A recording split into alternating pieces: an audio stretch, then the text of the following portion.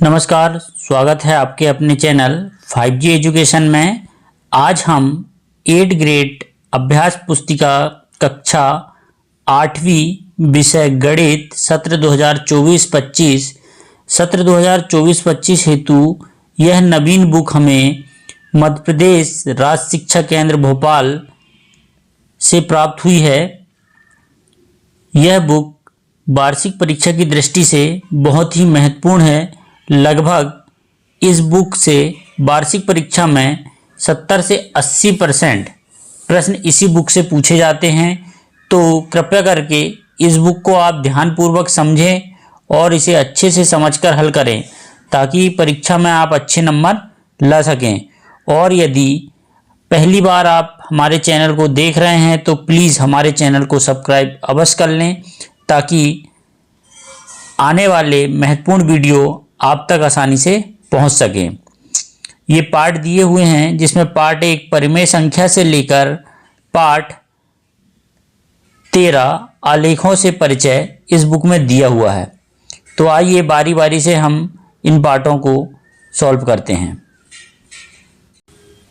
आइए आज हम बहुत ही महत्वपूर्ण अध्याय 2 एक चर वाले रेखीय समीकरण 8 ग्रेड की वर्कबुक जो हमें 2024-25 हेतु प्राप्त हुई है, इसे हम देखते हैं, सॉल्व करते हैं। इसमें समान से नियम दिए हुए हैं, इसे आप ध्यानपूर्वक पढ़ लें। हम महत्वपूर्ण चीज़ों पर फोकस करेंगे, जैसे बताइए इसमें से कौन से समीकरण है और कौन सा नहीं है। तो देखिए इसमें 17 बराबर x प्लस 10, तो यह समीकरण है क्योंकि इसमें चर और अचर राशि और बराबर का चिन्ह लगा हुआ है, तो ये समीकरण है। ठीक है, ये नहीं है, ये भी नहीं है, ये है। ठीक है, इस प्रकार हाँ नहीं आपको लिखना है। ठीक है, आइए हम डायरेक्ट प्रश्नोत्तर पर आते हैं। प्रश्नोत्तर दिए हैं, प्रश्नों को पढ़कर दिए गए विकल्पों में से सही उत्तर चुनकर लिखिए और सामने दिए गए सही घेरे को भरना है। ठीक है, इनमें आपको घेरा भी गोला करना है। ठीक है, प्रश्न 1 है, निम्नलिखित में से कौन सा गणितीय कथन समीकरण है।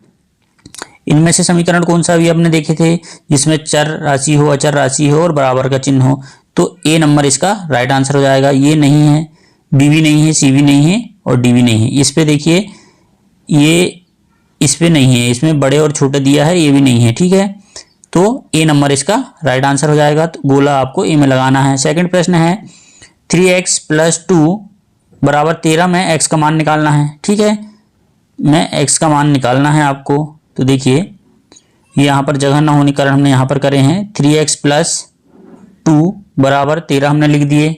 ठीक है, हमने अब चर और अचर वाली संख्या को अलग करिए। इसमें से 3x को यहाँ पर लिख दिए और बराबर लगा के 13, ये +2 है, +2 इधर जाएगा तो क्या हो जाएगा -2। ठीक है, 13 में से 2 गए 11, ये 3 गुणा में है तो यहाँ चला जाएगा भाग में, तो 11/3 x की वैल्यू आ गई 11/3। डी इसका राइट आंसर होगा। ठीक है, नेक्स्ट प्रश्न देखते हैं। प्रश्न नंबर 3, एक चर वाले रेखीय समीकरण के हल होते हैं। देखिए एक चर वाले रेखीय समीकरण के हल केवल एक ही होते हैं। जब उसे हल करेंगे आप तो एक ही हल प्राप्त होगा। ये पिछले सवाल में हमने देखे हैं, ये देखिए आप, इसमें एक ये इसका हल एक ही आया ये। ठीक है, तो केवल एक ही हल होगा। ठीक है, आइए प्रश्न नंबर 4 देखते हैं। दो संख्याओं का योग 16/7 है। यदि ये एक संख्या 11/7 है तो दूसरी संख्या कौन सी है। ठीक है, दो संख्याओं का योग बोला है, दो संख्याओं का योग कितना है 16/7। यदि एक संख्या 11/7 है तो अपने को दूसरी संख्या का पता करना है। ठीक है, 11/7 दूसरी संख्या हमको नहीं पता, निकालना है, और दोनों का योग दिया है 16/7। तो इस प्रकार हमने समीकरण लिख लिए, बन गया है ना। तो x बराबर क्या हो जाएगा 16/7 है ना, और ये 11/7 है। जब ये इस साइड जाएगा तो प्लस क्या हो जाएगा -11/7 हो जाएगा। ठीक है, तो x बराबर क्या हो जाएगा, x बराबर हो जाएगा, इनका हमने लघुत्तम समापवर्तक ले लिए, क्या जाएगा 7 का पहाड़ा एक बार पढ़े तो 7 एकम 7, 1 गया तो 1 का 16, 1 का गुणा करेंगे 16 में तो 16 जाएगा। इसी प्रकार 7 का एक बार गया तो यहाँ 11। ठीक है, आप इसे देख लें, जैसे 16 में से 11 गए क्या बचा 5, तो इसका राइट आंसर क्या हो गया 5/7। तो दूसरी संख्या क्या हो जाएगी अपनी 5/7। चाहे तो आप इसको 11/7 और 5/7 को सॉल्व करके देख लें, ये आएगा हमारा 16/7। इस प्रकार आप आंसर भी चेक कर सकते हैं। ठीक है, नेक्स्ट प्रश्न है, किसी संख्या के तिगुने में 15 जोड़ने पर 93 प्राप्त होता है। ठीक है, कितना प्राप्त होता है, किसी संख्या के, अपने को संख्या नहीं पता तो वो संख्या अपन मान लेंगे क्या x, है ना। किसी संख्या के तिगुने में, किसी संख्या के तिगुने में, है ना, मतलब 3 गुना मतलब 3x में 15 जोड़ने पर, है ना, अपन ने क्या जोड़ दिए 15 जोड़ दिए, तो क्या प्राप्त हो रहा है अपने को 93 प्राप्त हो रहा है। तो वह संख्या क्या होगी, ये समीकरण बन गया हमारा 3x + 15 = 93। इसको हम सॉल्व करके देख लेते हैं। ठीक है, क्या हो जाएगा, ये समीकरण बन गया। तो यहाँ पर चर वाली संख्या को अलग कर लो, अचर वाली को अलग कर लो। 3x बराबर हो गया ये 93, प्लस में 15 है तो इस साइड जाएगा तो माइनस में हो जाएगा। ठीक है, 93 में से 15 जाएंगे तो कितना बचेगा 78 बचेगा। ठीक है, अब ये गुणा में 3 है तो इधर जाएगा तो भाग में, या हम डायरेक्ट यहीं से काट सकते हैं। 3 से 3 दूनी 6 और बचा 1, 18 हो गया, 3 6 18, तो 26। x की वैल्यू कितनी आ गई 26, तो 26 इसका राइट आंसर आ जाएगा। ठीक है, आपको महत्वपूर्ण है कि पहले आपको प्रश्न में जो बोला गया है उसका समीकरण बन जाए। ठीक है, नेक्स्ट है, दिए गए प्रश्नों को हल करना है। ये प्रश्न दिया हुआ है कि 5x - 3 = x + 2। इसमें क्या समीकरण में चर और अचर संख्या दी हुई है। ठीक है, ये हमने प्रश्न को लिखे। अब देखिए हम चर और अचर वाली संख्या को एक साइड कर लेंगे। ठीक है, 5x ये x था, इस साइड आया तो ये प्लस में है तो माइनस में आ गया, है ना, तो हमने क्या लिख दिया यहाँ पर -x। ठीक है, 2 इस साइड था, 3 माइनस में है, इस साइड जाएगा ये 3 तो क्या हो जाएगा प्लस में। ठीक है, 5x में से 1x जाएगा तो कितना हो जाएगा 4x, और 3 और 2 5 कितना हो जाएगा 5 हो जाएगा। ठीक है, अब क्या था जी x 4 गुणा में है, इस साइड में जाएगा तो भाग में हो जाएगा। ठीक है, तो x बराबर क्या हो जाएगा 5/4। इस प्रकार आप इसको हल कर सकते हैं। नेक्स्ट प्रश्न देखते हैं, किसी संख्या को 8 से भाग दिया जाता है। प्रश्न को ध्यान से देखना, किसी संख्या को 8 से भाग दिया जाता है तो परिणाम, क्या परिणाम प्राप्त होता है -3 प्राप्त होता है। तो संख्या ज्ञात कीजिए। ठीक है, माना हुआ संख्या x है। ठीक है, प्रश्न अनुसार क्या बोल रहा है कि किसी संख्या को 8 से भाग दे दें। ठीक है, प्रश्न जैसा बोल रहा है लिख लिया हमने, यहाँ लिख लिया हमने, x का भाग हमने 8 से दे दिए, तो कौन सी संख्या प्राप्त हो रही है -3 प्राप्त हो रही है। ये ठीक है, हमने मन से कुछ नहीं करे, जैसे प्रश्न बोला वैसा कर लिए। अब ये समीकरण बन गया, इसको हमको हल करना है। तो x की वैल्यू निकालना है, तो x ये गुण भाग में है, इस साइड जाएगा तो गुणम हो जाएगा, है ना, 8 इस साइड जाएगा तो गुणम हो जाएगा। तो x बराबर हो जाएगा -3 × 8, तो x बराबर हो जाएगा 8 × 24, तो -24 इसका राइट आंसर हो जाएगा। ठीक है, नेक्स्ट प्रश्न देखते हैं। रमेश ने, प्रश्न नंबर 8वां, रमेश ने एक संख्या सोची, उसका 2 गुना किया।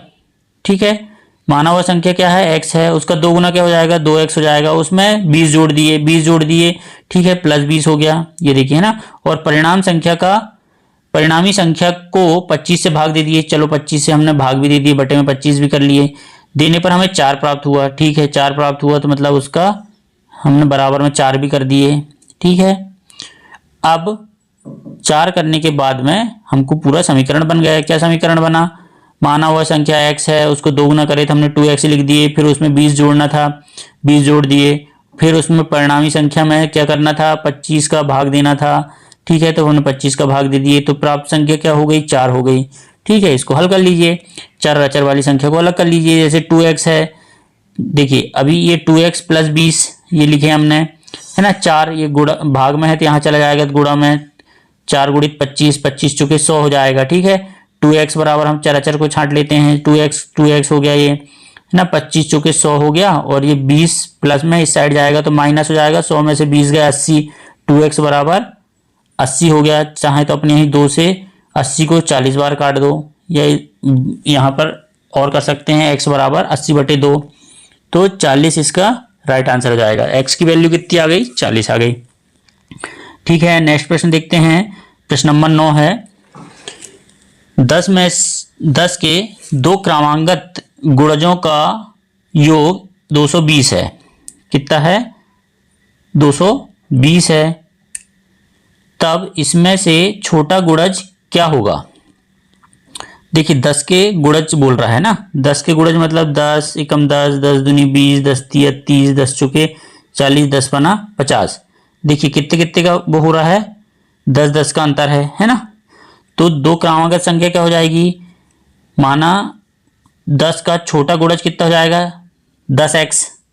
ठीक है, उसके बाद क्रमांगत वाली का और 10 जुड़ जाएगा तो दूसरी क्रमांगत संख्या क्या हो जाएगी, बड़ा 10x प्लस 10।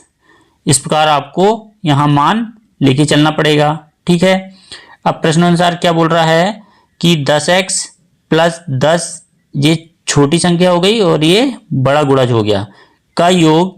प्रश्न में बोला है कि 200 कितना है, 10 है। ये हमारा समीकरण बनके तैयार हो गया। ठीक है, अब समीकरण बन गया तो हमको दिक्कत नहीं है, हम इसमें चराचर कर लेंगे। 10x और 10x कितना हो गया, 20x हो गया। ठीक है, 210 में ये वाला 10 जाएगा तो क्या हो जाएगा, -10 हो जाएगा। तो 210 में से 10 जाएगा तो कितना हो जाएगा, 200 हो जाएगा। यहाँ जगह कम है तो यहाँ पर लिखे हैं। तो x बराबर हो गया, अब ये 20 गुणा में है, इस साइड में जाएगा तो भाग में चला गया। तो 200 बटे 20, 20 से 20 को काट दीजिए आप तो 10 बार कटेगा। 200 बार 20 को 200 काट दीजिए तो 10 बार कटेगा। तो x बराबर क्या हो गया, हमको 10 प्राप्त हो गया। अब प्रश्न में बोला है कि छोटा गुणज, तो छोटा गुणज हमने क्या माने थे, 10x माने थे और x की वैल्यू कितनी निकल के आई है, 10। तो 10 × 10 कितना हो जाएगा, 100। तो छोटी गुणज हमको कितना प्राप्त हो गया, 100। मान लो बड़ा गुणज पूछता तो बड़ा गुणज हमको 10 × 10 करना था तो कितना आता, 100 + 10 110 आ जाता। ठीक है, लेकिन हमको छोटा गुणज बोला है तो हम छोटा गुणज लिखेंगे। ठीक है, नेक्स्ट देखते हैं। प्रश्न नंबर 10 है, x के किस मान के लिए निम्न आकार का परिमाप 186 सेंटीमीटर है। ये देखिए ये बना हुआ है, ये क्या बना है, सबसे पहले आप देखिए ये आयत बना हुआ है। ठीक है, ये इसकी लंबाई है और ये उसकी चौड़ाई हो गई। ठीक है, लंबाई दी हुई है 2x + 66 और चौड़ाई दी है 5x + 6। तो आयत का परिमाप बराबर क्या होता है, 2 गुणित लंबाई धन चौड़ाई। परिमाप हमको दिया हुआ है, कितना दिया है, 186 दिया हुआ है। तो 2 लंबाई भी दी है इतनी और चौड़ाई भी दी है इतनी। ठीक है, तो हमको निकालना है x का मान निकल जाएगा 186। देखिए अब इसको हम सॉल्व करते हैं, कोष्टक के अंदर देखते हैं पहले। यहाँ देखिए 2x है और 5x है, कितना हो गया, ये 7x हो गया। यहाँ 66 है और 6, 66 और 6 कितना हो गया, 72 हो गया। ये लिख दिया हमने।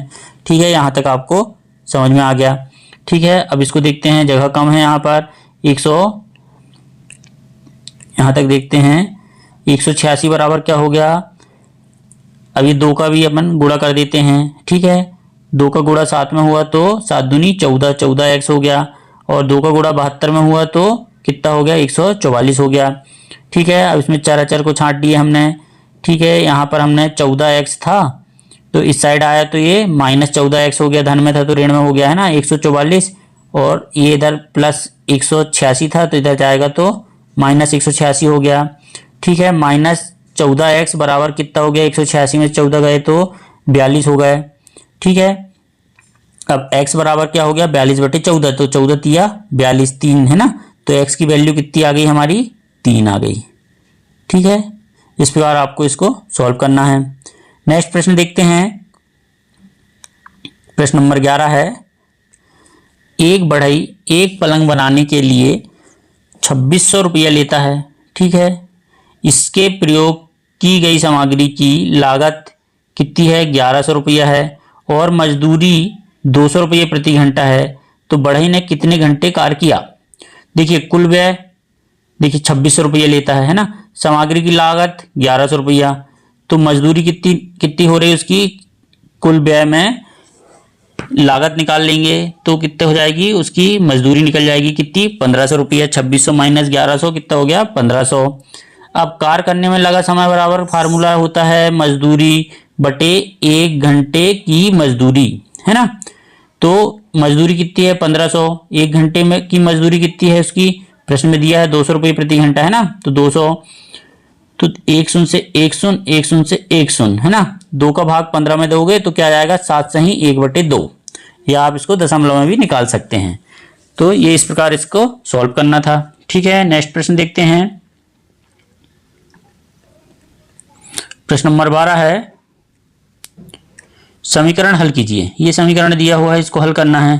ठीक है, इसको हल करने के लिए आपको इन सभी का पहले आप इनका एलसीएम ले लें। एलसीएम लेंगे आप, है ना, काय का 2 का, 5 का, 3 का और 4 का।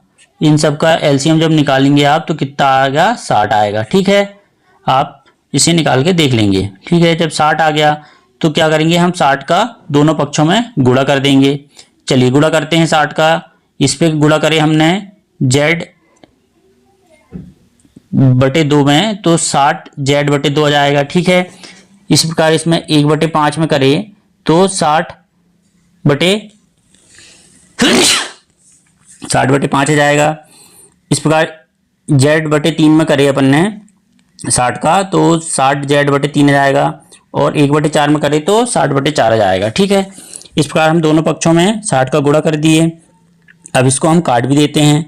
2 से 60 को काट दो 30 बार कट गया, 5 से 60 को काट दो 12 बार कट गया, 30 से 60 को काट दो 20 बार कट गया, 4 से 60 को काट दो 15 बार कट गया। ठीक है, हमारे पास क्या बचा, Z 30Z माइनस 12 बराबर 20Z प्लस 15, हमको ये प्राप्त हो गया। ठीक है, जब अब क्या करेंगे, चार को अलग अलग कर लेंगे। 30Z, ये 20Z यहाँ जाएगा तो प्लस 20Z यहाँ जाएगा तो क्या हो जाएगा माइनस 20Z हो जाएगा। ये 15 दिया हुआ है, ये 12 जब इधर जाएगा तो यहाँ प्लस में हो जाएगा। ठीक है, 30Z में 20Z गए तो ये 10Z बचेगा। 15 प्लस 12 करेंगे तो 27 जाएगा। ठीक है, अब Z बराबर क्या हो गया 27/10। ठीक है, ये इसका Z की वैल्यू निकल गई। इस प्रकार हमको इसको समीकरण को सॉल्व करना था। ठीक है, नेक्स्ट प्रश्न देखते हैं। प्रश्न नंबर 13, समीकरण हल कर उत्तर की जांच भी करना है। यहाँ तो जगह दिया नहीं है और इतना बड़ा प्रश्न पूछ लिया है। ठीक है, आइए फिर भी देखते हैं। ये समीकरण दिया हुआ है, अब इसमें इसका लघुत्तम निकाले, एलसीएम निकाले तो कितना आया 2 आया। ठीक है, अब 2 का क्या करते हैं हम दोनों पक्ष में गुणा कर देते हैं। ठीक है, दोनों पक्ष मतलब ये वाला पक्ष और ये वाले पक्ष में 2 का गुणा कर देते हैं तो क्या हो जाएगा, 5 में 2 का गुणा होगा तो 10x हो जाएगा। ठीक है, ये -2 में 2 का गुणा हो जाएगा तो -4 हो जाएगा। ठीक है, और फिर इसमें गुणा करेंगे तो कितना हो जाएगा, 2 में 2 का गुणा करें तो 4 हो गया। ठीक है, अब इसमें देखिए 7/2 इंटू 2 करे हमने तो 2 से 2 कट गए तो क्या बचा 7 बचा। ठीक है, इस प्रकार यहाँ तक हो गया। अब आगे देखते हैं। अब ये हो गया हमारा 10x -8, 4 दूनी देखिए यहाँ 4 दूनी 8 हो गया। ठीक है, 7 चौके 28 हो गया। ठीक है, अब 4 तिया 12, ये 12x हो गया और 4 एकम 4 हो गया। ठीक है, ठीक है, यहाँ तक गुणा होगा, है ना, प्लस 7 की 7 हो गया। अब ये 10x माइनस 8x, ये 12x को भी हमने पक्षांतर करके यहाँ ला लिए, प्लस में था तो माइनस में हो गया। ठीक है, चर इधर आ गया और अचर ये वाली राशि हो गई। ठीक है, इनमें से हल करें हमने तो माइनस 8x और -12x क्या हो जाएगा, ऋण ऋण का धन हो जाएगा लेकिन ऋण का चिन्ह लगेगा, है ना। तो 8x और 12x कितना हो गया, ये 20x हो गया। अब 20x में से 10x घटाए तो 10 -10x हो गया। ठीक है, इसी प्रकार इसमें से भी हम हल करेंगे तो x की वैल्यू हमारी निकल के आ गई, क्या आ गई 5/2। ठीक है, इसे हल करके आप देख लेना। आइए नेक्स्ट प्रश्न देखते हैं। प्रश्न नंबर, जांच के लिए यहाँ जगह नहीं है, जांच करने की आवश्यकता नहीं है इसमें। ठीक है, नेक्स्ट प्रश्न देखते हैं। प्रश्न नंबर 14, एक माँ और उसकी 2 पुत्रियों ने एक कमरे का निर्माण कितने 75,000 रुपये में करवाया। बड़ी पुत्री ने अपनी माँ के भाग की धनराशि 3/8 धनराशि का योगदान दिया। छोटी पुत्री ने अपनी माँ के भाग की धनराशि का 1/2 धनराशि दी। तीनों ने पृथक पृथक कितनी राशियों का योगदान दिया। ठीक है, ये आपको निकालना है। आइए हम प्रश्न इसमें देखते हैं। मान लिया हमने कि माना माँ, बड़ी पुत्री और छोटी पुत्री की राशि क्रमशः क्या है। माँ की राशि x मान लिए, है ना। बड़ी पुत्री की कितना भाग धनराशि करी थी, 3/8, है ना। तो 3x/8 और छोटी पुत्री ने कितनी करी थी, 1/2, मतलब x/2। ठीक है, हमें एक समीकरण प्राप्त हो गया और इन सबका योग कितना था, 75,000 था। तो ये समीकरण हमको प्राप्त हो गया, क्या, x + 3x/8 + x/2 बराबर 75,000।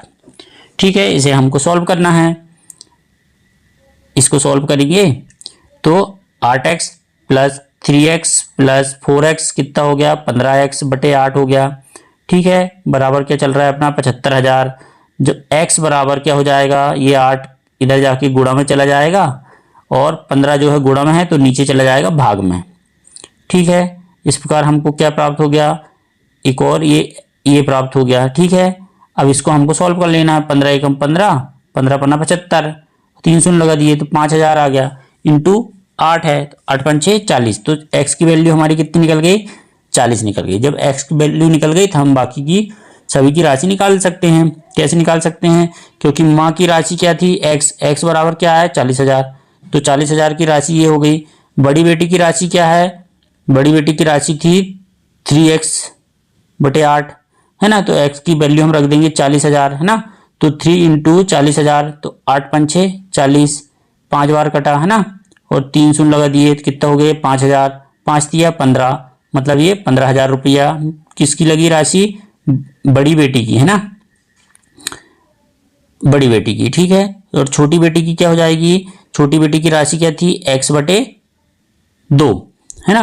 तो x की वैल्यू हम रख दिए 40,000। ठीक है, और /2, तो 2 से 2 दूनी 4, 1 2 3 4, तो ये कितना हो गया, 20,000। तो छोटी बेटी की राशि हमारी प्राप्त हो गई 20,000। इस प्रकार आप इसको सॉल्व करेंगे। ठीक है, नेक्स्ट प्रश्न देखते हैं। लास्ट प्रश्न है, नीचे समीकरण मॉडल दिया गया है। ठीक है, इसमें दिया है 5x - 6 बराबर 4। ठीक है, इसमें समान संकेत दिए हैं। क्या दिया है, ये जो गिलास बनी है, ठीक है, बराबर x है ना। x बराबर x किसको मानना है, गिलास को, और -1 को क्या मानना है, ये गोल में माइनस है, ये माइनस का प्रतीक है, संकेत है। और +1 का क्या प्रतीक है, ये गोला प्लस बना है ना। ठीक है, ये संकेत दिया है। तो इसका एग्जाम्पल भी दिया है यहाँ पर, देखिए इसमें दिया है 5x, x बराबर क्या होता है, गिलास।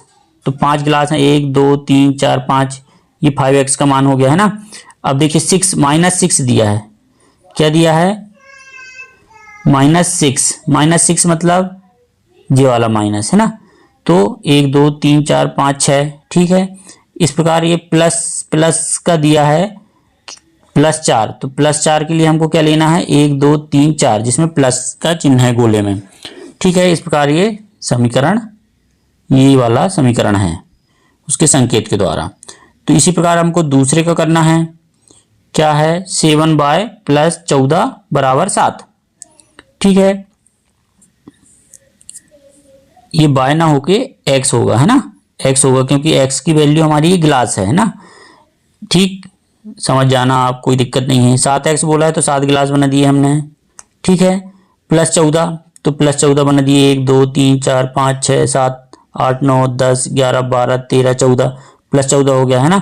+7 बराबर +7 दिया है तो +7, 1 2 3 4 5 6 7। ठीक है, इसी प्रकार दूसरा समीकरण देखते हैं। दूसरा समीकरण है 5x, है ना, मतलब आपको 5 गिलास बनाना है, 1 2 3 4 5, ये बन गई। फिर उसके बाद देखिए -6 दिया है, तो -6 जाए, 1 2 3 4 5 6। फिर दिया है +6, तो आपको +6 करना है, 1 2 3 4 5 6। फिर बराबर है, फिर दिया है +4, तो +4 कर दीजिए, 1 2 3 4। फिर दिया है +6, फिर +6 कर दीजिए, 1 2 3 4 5 6। ठीक है, इस प्रकार आपको संकेतों के द्वारा समीकरण तैयार करना है। ठीक है, इस प्रकार ये पार्ट हुआ यहाँ पर।